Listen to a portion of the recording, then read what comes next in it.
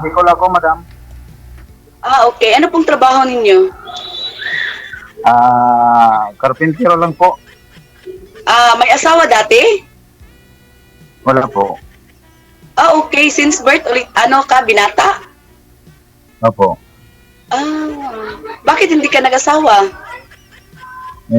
Gusto ko nga sana po mag-asawa. Ang problema, ayaw naman sa akin magpa-asawa. Oo. Ganun po ba? Oo. Ilang taong ka na po ba, madam? 14 na po. 14 na po ako. 40 ka na. 1983 ka, no? Opo, 1983. Okay. Nasaan ka ngayon, madam? Sa bahay po. Sa bahay ko. Saan nga ang bahay mo? Dito po sa General Santos. Jensen po ako, sir. Taga dyan sa... Opo. Ilan na anak mo? 4 po. 4 pala. 4. Malalaki na. College na po sila. Ganon. Ano po trabaho mo, madam? Dati nagbe-business po ako dito. Tapos, inintuan ko kasi parang yung pagkamatay ng asawa ko, naghinto ako nag-business kasi siyempre hindi pa ako masyado naka-move on. 2 years na po akong byuda. Ganon po ba? Tanong ka na. Ladies first daw, sabi nila. Oy, ako kaya yung nauna kanina. Oo nga. Siyempre, tatanong ka pa rin ngayon kasi nagtanong na ako Kailangan. Siyempre, Okay. Ikaw, willing ka na ba na makipagkaibigan or ano ba? hindi lang pagkaibigan. Kung payag ka na ligawan kita, bakit baga hindi? Sana all. Kasi may kasabihan sila pag mahal mo yung isang tao, mahal mo din yung anak. Di ba package na yon? Siyempre naman. Ganon talaga yun. Pag nagmamahal ka daw, hindi mo dapat tingnan kung ano ang nakaraan. Ang kailangan mong isipin yung bago ngayon para maging maayos ang pagsasama nila yung dalawa. Talaga, galing ba yun? Siyempre naman. Ay if you don't mind, ilang taon na po kayo? Ako? Ano lang ako? 28? Ay, 38? Diyos ko, 38 ka pa? Bakit? Bakit? Di ka naniwala? Hindi, kaya nga. Ayoko yung ganon na mas bata sa akin. Ayoko. Hindi, pares lang tayo ng edad. 1983 din ako Sure ka? Oo, tingnan mo yung pag nagkasakali na nagkausap tayo ng Facebook o kaya sa Messenger, kapakita ko yung ko sa iyo, yung kung ilang taon na ako para alam mo kung nagsisinungaling o hindi, di ba? Kasi gusto ko kasi yung mas matanda sa akin kasi that time, yung husband ko, 30 years po yung agwat namin. Hindi pala ako yung hinahanap mo. Depende, di ba? Depende. Oo nga, Pero, kasi alam mo, ang tao, hindi seriously, naman tinitingnan sa edad yan Oo. Alam mo ang edad, hindi yan tinitingnan sa ganyan.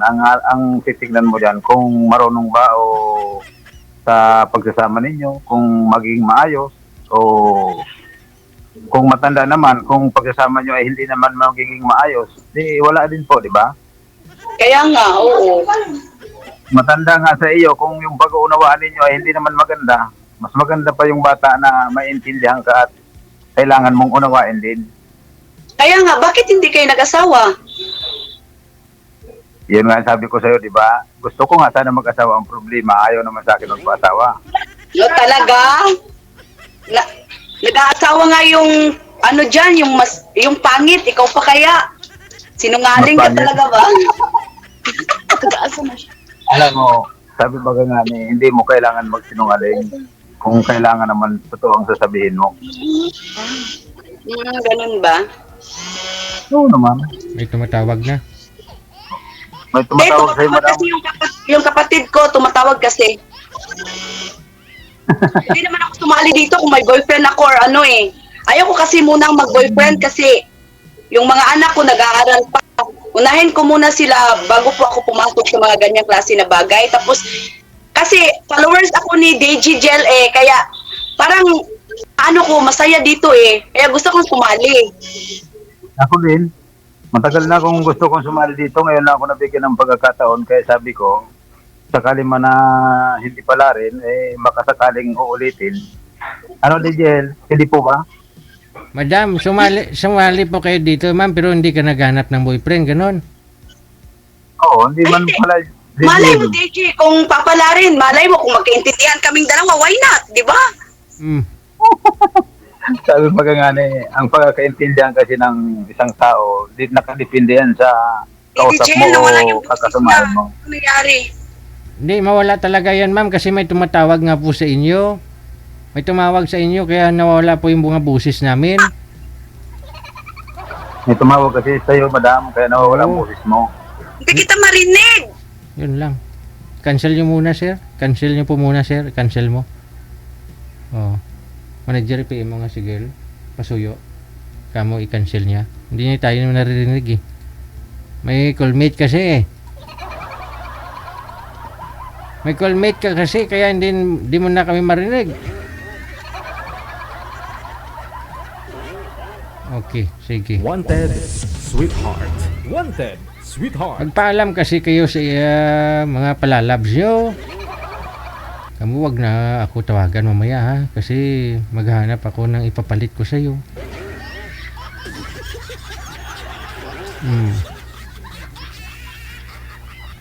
Ganon. Wala na si girl? Manager? Na ano? Ang gulo niya kausap. Kasi sabi niya may mga anak pa daw siya, pinapaaral. Ayaw niya muna mag-boyfriend. Tapos tinanong ko, sumali ka dito madam, pero hindi ka naghanap ng boyfriend. Sabi niya, malay mo kung magkaunawaan. Ano ba talaga? Papatapusin mo yung anak mo pag-aaral o magbo-boyfriend? Dapat may isang desisyon kayo sa buhay. Ganun. Diba?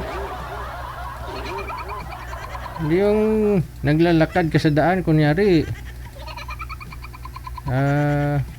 Kunyari, may nanligaw sa'yo. Pero yung gusto mo, mayaman. Pero walang dumating. Mahirap yung manliligaw mo. Wala kang choice ka mo, parang wala namang mayaman. Sagutin ko na to si mahirap. Ganon. Tapos habang kayo ni mahirap, kayo na, magkasama na kayong dalawa, at may nakilala kang mayaman, iniwan mo na ngayon si mahirap. Kasi nakita mo na yung hinahanap mo, andyan na yung mayaman. Yan din yung sinasabi ko. Dapat may isang pananaw kayo sa buhay. Kapatapusin mo ba talaga anak mo o mag-boyfriend o anong plano mo? Hindi ka mag-boyfriend at patapusin mo talaga anak mo o mag-boyfriend ka? Wala na, manager?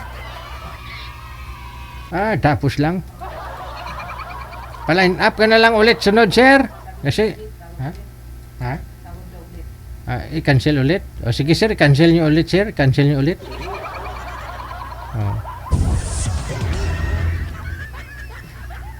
Kasi yung pagbo-boyfriend, pag-aasawa, pinag-didesisyonan yan, di ba? Okay lang kung boyfriend, tusik-tusik lang, na hindi ka mabuntis. Bagay, kung minupos ka naman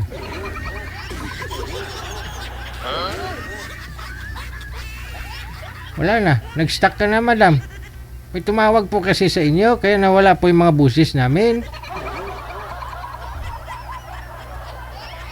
Wala na, labo na yung signal mo. Yun lang. Manager, wala na rin si Boy, magpapaline up lang yun sa susunod. Naguluhan din pati.